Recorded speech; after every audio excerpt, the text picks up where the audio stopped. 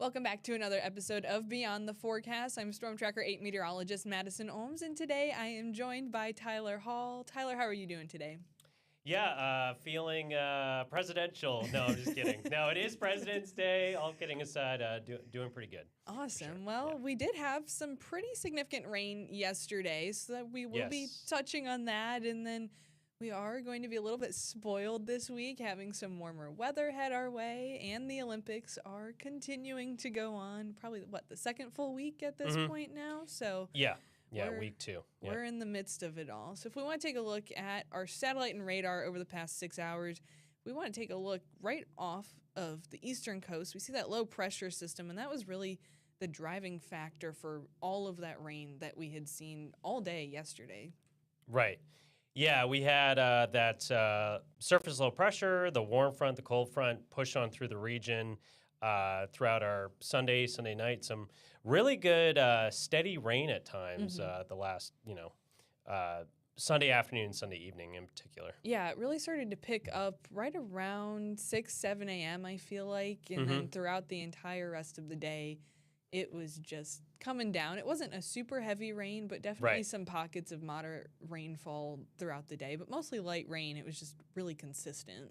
Yeah, and we've really needed it because we've been dealing with a unfortunately a worsening drought situation for months. Yeah, and so we do have some of our rainfall totals for yesterday. Now, this is taking a look at the past 72 hours because 24 hours ago, some of those amounts were varying. Here in Metro Richmond, just about 1.33 inches of rain, and then even out in Crew, just a little bit more west, they got 1.5 inches.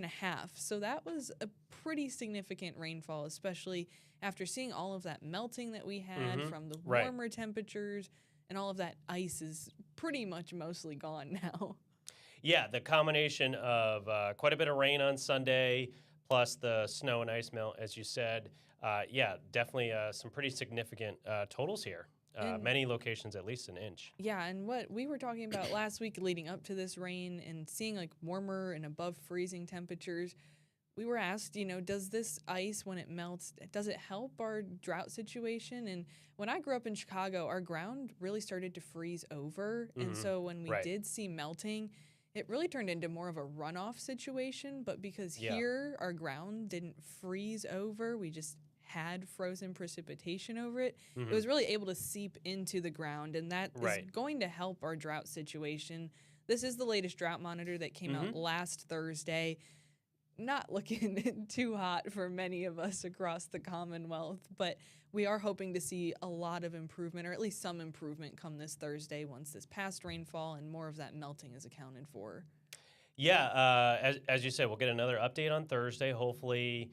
At least the severe drought areas, so western parts of the Commonwealth, start to see a little bit of improvement. I know I was looking at the last 365 days as far as year-to-date rainfall, that other graphic we have in our system, and areas out in the severe drought area are running a couple of feet below average when it comes to rain. So, yeah, something to watch there. Yeah, we'll have to keep an eye on those numbers, and it may not be super helpful that we're seeing some warmer temperatures, but I don't think they're going to be so warm that we're going to see even more drought conditions. But we are going to feel a lot better anyways. For Tuesday, this is our temperature trend that we're going to be seeing, and quite a few folks are going to be seeing above average temperatures, and even some people closer to the central United States could see temperatures even 20 to 30 degrees above normal. So that is a well-welcomed warm-up compared to how we started off the month.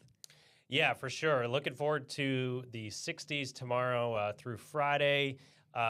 What has been happening this month, Madison, as you know, is the West has been enjoying a ridge, and we've been enjoying a trough, while now that ridge has shifted more to the east, hence why it's going to be warmer this week. Look at these temperatures. Loving it. I am not complaining by any means. Still a little seasonable, right around average for today as we're starting off the week for President's Day, but then Tuesday through Friday, 60s back on the board. I'm hoping I can get out and maybe get a few walks in this week. It's just going to feel absolutely wonderful.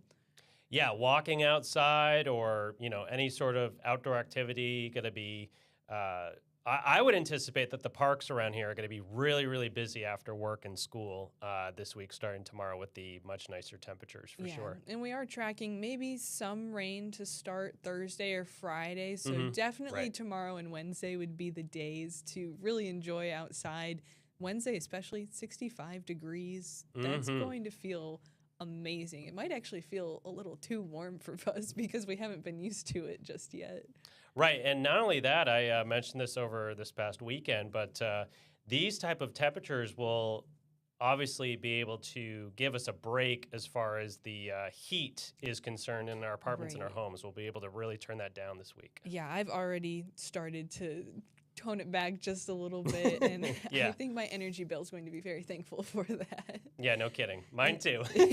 And even as we're finishing off February and heading into March, not crazy above average conditions, right around normal, but we're starting to see that another ridge that could be making its way east, and we're still just going to be feeling really good and no more of that Arctic air being pulled in, at least not in the near future.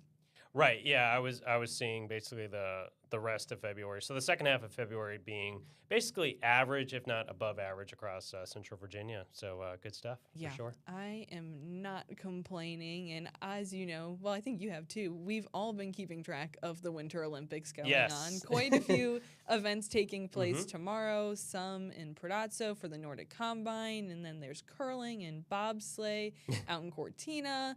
In Milan, they're keeping busy with speed skating, figure skating, ice hockey, really all of the above. It's been a pretty eventful last week with the Olympics, I feel like. Yeah, it's been really fun to update this graphic every day and keep track of the schedule and the medals and there's just a lot of really kind of fun sports to follow here. Yeah, one of the ones that I was really trying to learn a bit more about was biathlon. Yeah, and it's been going on a few days throughout last week, and I know it's continuing this week, but it combines the cross-country skiing aspect and then, of all things, rifle shooting mixed in with it. And I learned that if you miss shots in your rifle shooting, then that either adds time to your race or there's more laps that you have to complete. So I thought that was really interesting because you're going at such high speeds and using a lot of energy. Yeah. And then all of a sudden you have to stop and stay really steady and try to focus as best you can to then go shoot a rifle. Yeah, I was watching it last week, and it's certainly a very unique event for sure to go really, really fast and then slow down for a little bit and then go really, really fast again. It's so much energy exerted. And same with the Nordic Combine. There was a lot that went into this as well, and it combines the ski jumping aspect and cross-country skiing, and I don't know, there's usually hills involved with it, so I don't know. I don't know how people get into these events, but more power to them because it seems absolutely crazy sometimes. Yeah, especially the ski jumping. They are lifting off, really, really high up in the air and then landing. That takes a lot of concentration. And then, of course, cross-country skiing, that is just an all-body workout, that's for sure. Yeah, I don't think I'd be cut out for it, but the U.S. seems to be doing pretty well so far. 5 gold medals, 8 silver medals, and 4 bronze, and a huge variety of events. I actually took note of what some of them were. We've had gold medals in alpine skiing, figure skating, freestyle skiing, and we have 2 in speed skating, so that was pretty exciting to see. And we're not doing too bad. The leaderboard, we're finally on the leaderboard, or staying on the leaderboard, I should say, so that's taking a look at spot number 4 for us, 17 medals, but Norway is absolutely killing it. Yeah, I'm not surprised by this. We were talking about it before this episode started. Yeah, it's going to be honestly Norway or Italy that wins this, I think, at the end of all the games. For Italy to have that many medals and be doing so well at a home Olympics, I think just has to be really special for all of those athletes and just the Italians in general. I'm sure they're very excited to be able to host the event and then see everybody doing so well throughout these few weeks. Yeah, there's certainly something very special about being the host country and also competing at a very high level, which they are definitely doing. So kudos to them, for sure. And I know over the weekend they did encounter some weather. Some events had to be delayed or moved up.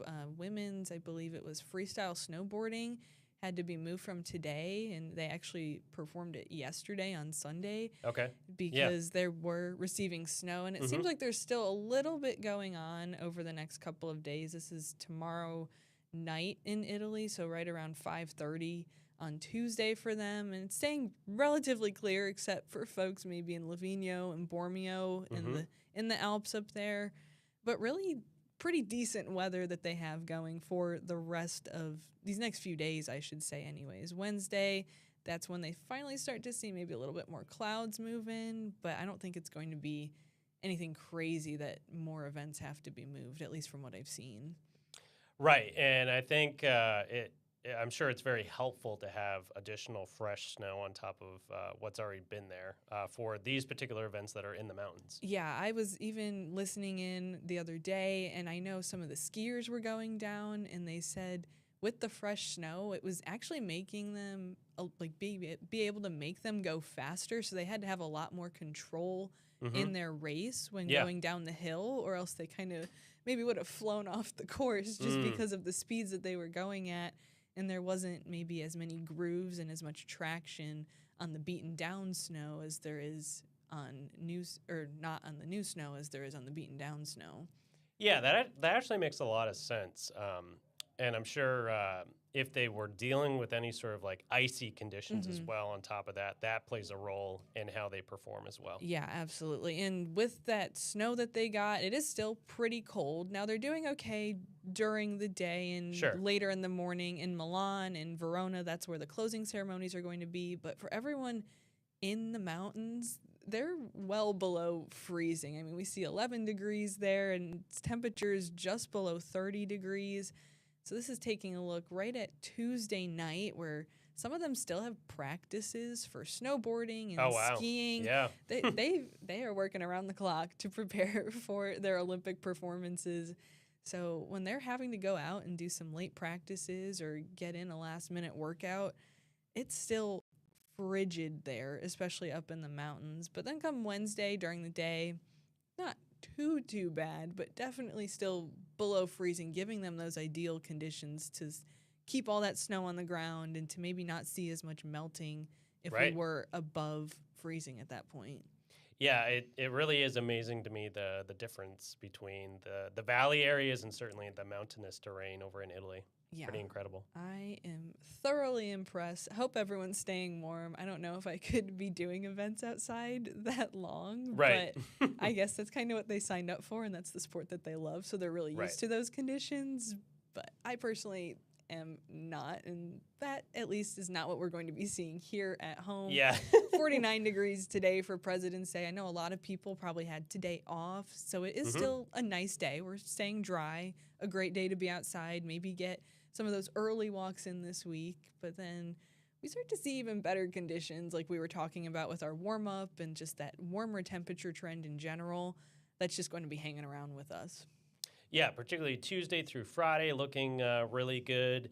Couple of additional chances for showers at the end of the week with a couple of other weather systems coming on through, and then back to seasonable by the weekend and early next week. Yeah, thankfully that sunshine is going to be coming out next week. Some of the clouds may be hanging around today, tomorrow, even the next couple of days, but nothing that we can't handle after all of that winter weather that made its way through early in the winter season. Yeah, it really has been a very notable winter around here in Virginia, that's for sure. Yeah, wasn't expecting that for my first winter in RVA, but hey, it's one for the books, and I'll have good memories to look back on. Yeah, it's been definitely a good experience tracking, 2 winter storms in December, and then we had two more after that, and of course all the cold weather we've seen. So yeah, it's been quite the winter. I'm ready for the warmer temperatures. Yeah, me too. Yeah. Thank you guys so much for joining us today on Beyond the Forecast. As always, we will keep you all updated. Have a good one.